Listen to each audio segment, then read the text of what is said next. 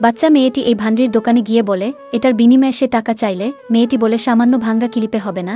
এই বলতেই আরেকজন এসে সামান্য জিনিসে 2 টাকা নিয়ে গেলে বাচ্চা মেয়েটি বলে এটা কিভাবে সম্ভব। মেয়েটি বলে হয়েছে এই নাও 1 টাকা।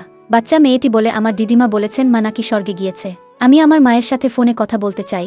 ওই মেয়েটিরও মা ছিল না, তাই তার প্রতি তার মায়া হয়। তারপরে মেয়েটি তার নাম্বার দিয়ে বলে 10 সেকেন্ডের মধ্যে কল ঠুকবে। মেয়েটি তার ফোন রিসিভ করলে বাচ্চা মেয়েটি বলে মা তুমি কবে বাড়ি আসবে, আমি তোমায় খুব মিস করতেছি। মেয়েটি বলে চিন্তা করো না, মা চলে আসবে। তারপরে থেকে মেয়েটি প্রতিদিন তাকে কিছু না কিছু দিয়ে তার মায়ের সাথে কথা বলে। এভাবে তারা আস্তে আস্তে দুজনের মা মেয়ের সম্পর্ক হয়ে যায়। হঠাৎ একদিন মেয়েটি বাড়ি ফিরতে দেখে সে তার বাড়ির সামনে বসে আছে।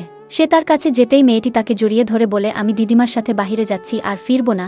এটা শুনে মেয়েটির মন খারাপ হয়। বাচ্চাটির দিদিমা তাকে ডাক দিলে বাচ্চা মেয়েটি তার মায়ের কিছু জিনিস দিয়ে দৌড়ে চলে যায়। মেয়েটি সেটা খুলে দেখে কিছু চুড়ি আর কানের দুল ও একটি চিঠি। মেয়েটি সেটা খুলে দেখে সেখানে লেখা ছিল আমার মায়ের চেহারা কেমন আমি ভুলেই গেছি, কিন্তু আমার মা তোমার মতো সাদা শার্ট ও লাল কানের দুল পরত।